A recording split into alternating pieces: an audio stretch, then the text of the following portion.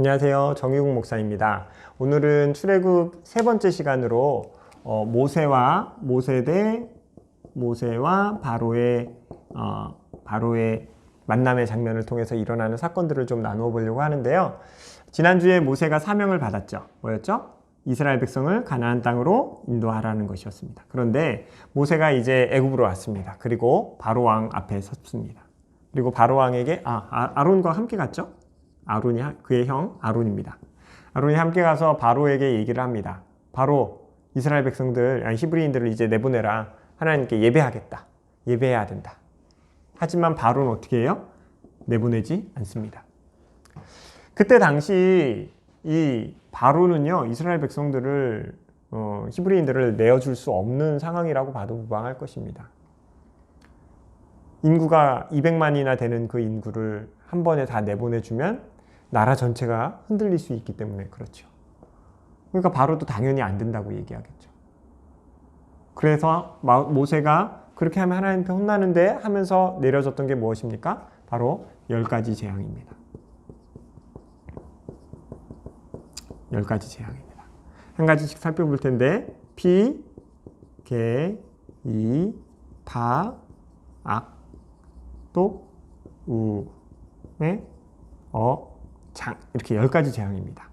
이 10가지 재앙이 어떤 의미가 있는지, 이 10가지 재앙을 통해서 하나님이 이루고자 하시는 것이 무엇인지에 대해서 오늘 이제 3가지 정도 나누어 볼 텐데, 일단 이 재앙부터 나누어 볼게요. 피 재앙은 무엇이냐면요, 이 피 재앙은 하나님이 이제 애굽 사람들이 섬기고 있었던 나일강을 이제 피로 물들게 하신 거거든요. 그때 당시에 풍요의 신을 섬기면서도 또 한 가지는 뭐냐면 그 나일강을 신 자체로 섬겼어요. 왜냐하면 그 강에서 나오는 물로 비옥한 토지를 만들 수 있었고 많은 이제 식량들을 구할 수 있었기 때문에 나일강을 피로 물들였다는 것, 너희들이 섬기고 있는 나일강 신도 하나님이 죽일 수 있다는 걸 보여주셨습니다. 그런데 어떻게 해요? 바로를 섬기고 있었던 제사장들, 술객들, 술사들이 피를 물드는 걸 같이 보여주죠. 그래서 하나님이 또 보여준 게 뭐예요? 그 다음에 개구리 재앙이에요. 막 개구리가 들끓게 하죠. 개구리는 뭘 상징하냐면요, 그들이 이제 다산의 신을 상징하거든요. 근데 그 개구리가 막 들끓게 하셔가지고 너희들이 섬기고 있는 다산의 신이 그런 너희들에게 축복을 주고 아이를 많이 찾게 해주는 게 아니라 너희들에게 골칫거리밖에 안 되는 개구리라는 것을 보여주는 것이죠. 아무런 무의미한 존재라는 것을 보여주는 것이죠. 그런데 또 술객들도 개구리가 막 나오게 하죠. 그래서 여기 2번째까지 재앙은요, 바로와 함께 있었던 술객들도 흉내를 내요. 근데 나머지 3번째에서부터 마지막 끝까지는요, 이건 진짜 신이 하는 거다라고 얘기하면서 두 손 두 발 다 듭니다. 3번째는요, 땅의 티끌이 이가 되는 거예요. 그때 당시 땅의 신도 섬겼거든요. 왜 땅의 신도 섬기겠습니까? 땅에서 나오는 채소들이 있으니까 땅의 신도 섬겨야겠죠. 그러니까 뭐예요? 근데 그 땅을 쳐서 이가 나오게 해서요, 너희들이 섬기고 있는 땅의 신을 통해서 내가 이도 만들어내고 너희들을 공격도 할 수 있다는 걸 하나님이 보여주시는 것이죠. 그리고 파리 재앙입니다. 파리 재앙은 왜 이제 내리는 거냐면, 그때 이제 애굽 사람들이 섬기고 있었던 것이 쇠똥구리 신이 있었어요. 쇠똥구리 뭔지 아시죠? 발로 굴려가지고 이렇게 동그란 똥 같은 거 동그랗게 모아가지고 있는 신들. 근데 그게 왜 쇠똥구리 신을 섬겼냐면, 쇠똥구리가 몰고 있는 그 똥 안에 뭐 해충들이나 파리나 이런 유충들을 가둬 놓는다고 생각을 했었대요. 그래서 이 파리가 들끓는다는 건 뭐 하는 거예요? 너희가 섬기고 있는 쇠똥구리 신이 아무런 의미가 없다라는 거, 약하다라는 걸 보여주는 것이죠. 그 다음에 5번째는 뭐냐면요, 악독인데 이거는 이제 동물들에게 내리는 거였어요. 애굽에서는 동물들도 신으로 섬겼습니다. 뭐 소도 섬겼고요. 애굽의 옛날에 상형 문자 보면 동물 형상 같은 게 되게 많죠. 그래서 그 동물 신을 동물의 형상을 하고 있는 신들을 많이 그려놨었는데 그 동물들도 하나님이 악독으로 다 치시는 장면이고요. 이제 독종인데, 이제 6번째로 가면 독종인데, 이거는 이제 사람한테 내리는 거예요. 근데 문제는 뭐냐면, 사람이 병에 들거나 그러면요, 이 사람들이 신에게 갖고 와서 신께 빌었었어요. 회복의 신이 있었거든요. 근데 회복의 신이, 너희들이 섬기고 있는 회복의 신이 아무런 능력이 없다는 걸 보여주는 것이 바로 이 독종 사건이고요. 이제 우박은 뭐냐면요, 우박은 뭐 하늘에서 이제 우박이 내리는 거잖아요. 그러니까 그들이 제사를 드릴 때 하늘에서 이제 비가 잘 내리게 해달라고 제사를 드리는 건데 그 너희들이 원하는 비가 아니라 하나님이 우박을 내리심으로써 하나님의 이 통치권자가 누구신지를 분명하게 보여주는 것이 이 우박의 사건이었습니다. 그리고 메뚜기. 이 메뚜기는 단순히 하나님이 이제 곤충의 재앙을 불러일으켜서 식량을 다 먹여버리시는 게 아니라 메뚜기를 통해서 사라지는 게 뭐냐면 이제 식량이거든요. 근데 당시의 식량은 곧 이제 돈과 직접적으로 연결되는 것이었어요. 부와 명예였죠. 그런데 하나님이 그걸 메뚜기를 통해서 이것들 싹 가져가 버리심으로써 너희들이 믿고 있는 돈도 결국 너희들을 돕지 못해 라는 걸 보여주시는 거고요. 어둠은 뭐냐면요. 하늘의 이제 광명체, 그러니까 해와 달과 별 이런 빛을 나는 것들을 가려버림으로 인해서 너희들이 섬기고 있는 뭐 해의 신, 달의 신, 별의 신 뭐 이런 것도 아무런 힘이 없어. 내가 하늘 바라보면 끝이야 라는 걸 보여주시는 거고, 마지막 장자의 죽음은 뭘 하냐면요.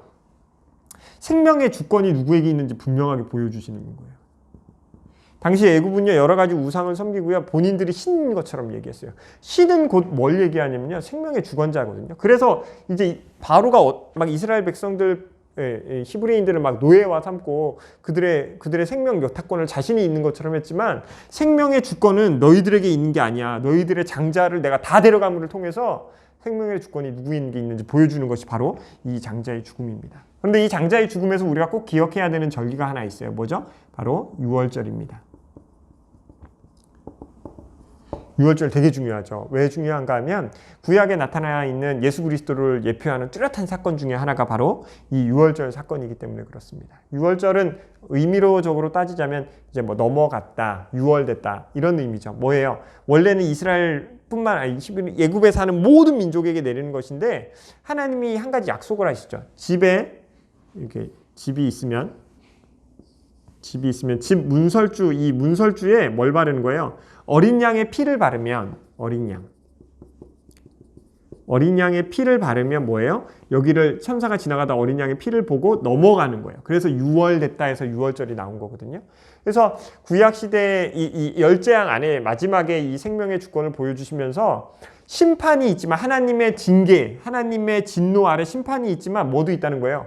유월되는 은혜도 있을 수 있다. 라는 것을 보여주는 것을 통하여 예수 그리스도가 이 땅에 오시는 것 자체가 심판을 의미하기도 하지만 그 심판하러 하신 예수 그리스도를 믿는 자들에게는 구원의 은혜를 주신다는 것도 같이 보여주신 것이 바로 이 유월절 절기가 가지고 있는 의미이기 때문에 그렇습니다. 자, 그렇다면 좀 정리하는 차원에서 하나님이 왜 이 10가지 재앙을 내리시고 이 10가지 재앙을 통해서 이제 얘기하고자 하는 3가지 의미가 있는데 이 의미가 무엇인지를 먼저 나누어 보고 오늘 수업을 마치도록 하겠습니다. 첫 번째 의지는 뭐냐면요. 바로 왕과 애굽을 치시는 거예요. 징계하시는 거예요. 왜 징계하시냐면요. 바로가 이스라엘 백성들을 착복하고 억압했잖아요. 강포하게 굴었잖아요. 그러니까 억압하고 막 노예화 삼았잖아요. 근데 이거는 노예화했다라는 거, 인간을 노예화했다라는 건 뭘 얘기하냐면요. 인간을 곧 수단화했다라는 걸 뜻해요. 무슨 수단? 자신들의 부를 쌓는 수단으로. 근데 이 인간을 수단화했다라는 건 뭐에 대한 도전이냐면 하나님에 대한 도전이거든요. 왜 그런가 하냐면 하나님이 사람을 만드시는데 하나님의 형상대로 만든 거예요. 근데 하나님의 모양과 형상대로 만들어진 그 존귀한 존재를 수단으로 삼아버린 거예요. 그러니까는 너희들은 하나님의 권위에 대한 도전으로 보시고 하나님이 징계하셨다라는 것. 그래서 꼭 기억하셔야 됩니다. 그래서 이 징계인데요. 근데 단지 징계만이냐? 그렇지 않아요. 징계와 함께 생각해야 되는 건 사실 애굽과 바로는요. 하나님의 징계를 통해서 이 10가지 재앙을 통해서 한 가지 깨달아야 되는 게 있어요. 뭐예요? 본인들이 섬기고 있는 신은 아무런 힘이 없다라는 거예요. 근데 뭐예요? 끝까지 이 신들을 놓지 못해요.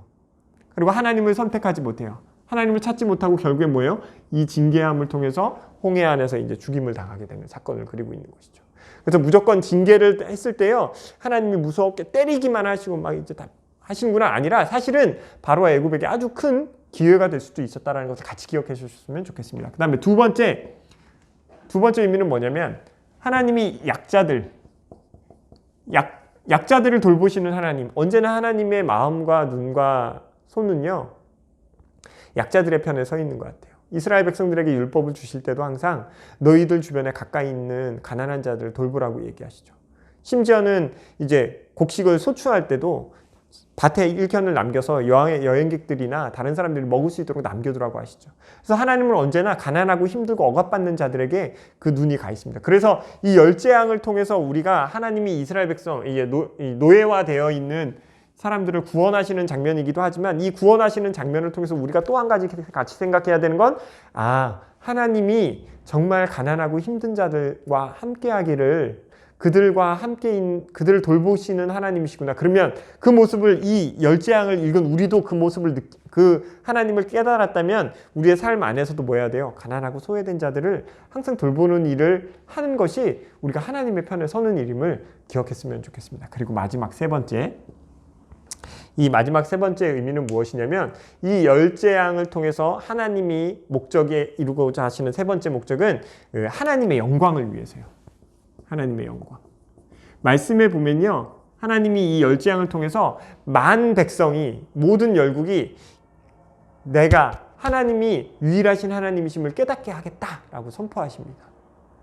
하나님은요, 어떤 한 가지 사건을 통해서 일을 하실 때요, 그 하나님의 영광됨을 절대로 그 누구에게도 양보하시지 않으십니다. 물론 그 하나님의 영광에 참여하게끔 그 백성들을 부르시고 택하기도 하시지만, 종국의 그 모든 영광은 누구에게만 있는 거예요? 하나님께만 있는 것입니다. 그래서 우리가요, 흔히 이런 얘기 하잖아요. 누가 뭐 이렇게 칭찬해주고 뭐 상을 받거나 그러면, 제가 영광이지요, 이렇게 얘기하는데, 사실 영광이라는 단어도 사람이 취할 수 있는 단어는 아닌 것 같습니다.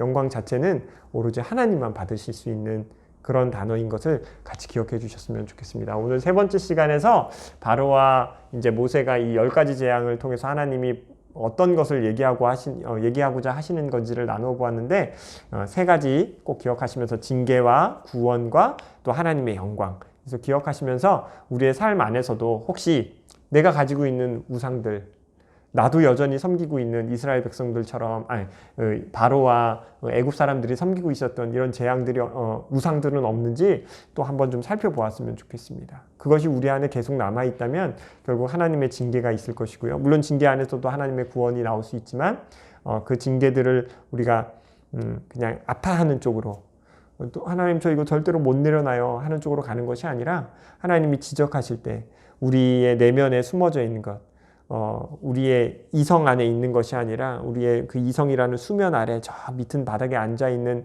죄의 쓴뿌리들, 내가 아직도 놓지 못하는 것들이 우리 안에 있는 것이 발견되어진다면 늘 겸손히 하나님께 회개하고 돌이키는 시간으로 봤으면 좋겠습니다. 어떻게 저렇게 10가지 재앙을 맞는 동안 돌이키지 않지? 라고 생각할 게 아니라, 나도 저와 똑같다.